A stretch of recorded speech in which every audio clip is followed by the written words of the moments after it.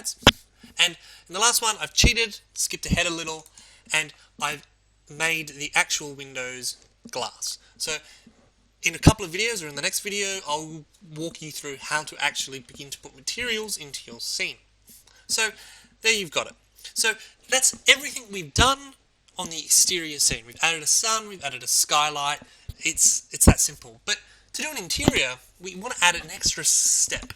So the extra step we want to add is we want to close our sun settings, we want to go to V-Ray, we want to go to V-Ray lights, and we want to add a rectangle light. And I'm going to zoom around. So you can see I've got a whole series of windows around here, and I'm going to just add a rectangle light at my window here. So I'm going to put on my O-snap, I'm going to put on vertex because I am working with a mesh, and I'm just going to draw a rectangular light. So it wants to lay down by default, so I'm just going to lay it down like that, and then I'm going to rotate 3D it up. Now, there we go. 90 degrees, and I'll scale 1D so it fits where I want to place it. So there we've got it.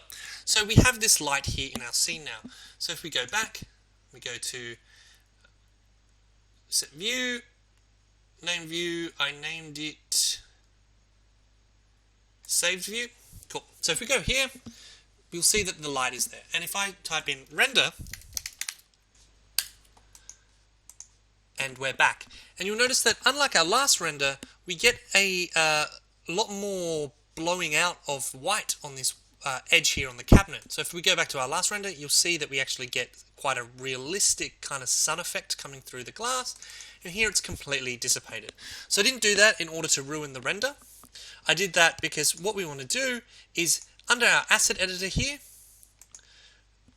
next to materials, there's something about lights, and this gives you a list of every single light in the scene. So under the V-Ray rectangle light, we can open up this tab, and you'll notice that there's this option here called portal light. I want to turn that on, and I want to keep it set to simple, and I want to do another render. So there we go, click render, and we're back, and our portal light render is finished, and you'll notice that we're beginning to get this definition back here on the cabinetry. So that's pretty much the entirety of the interior render workflow.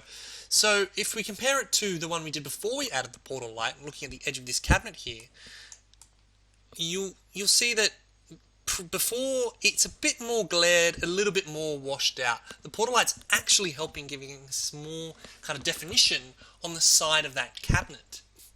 Now, on top of this, don't forget that you can also play with the image exposure found here under EV in order to get the lighting of your scene to look correct, rather than play with the intensity of the lights themselves. So that's all for this video, and I'll see you in the next one where I'll show you how to begin to actually put in some lights in these kind of light fittings here. See you there.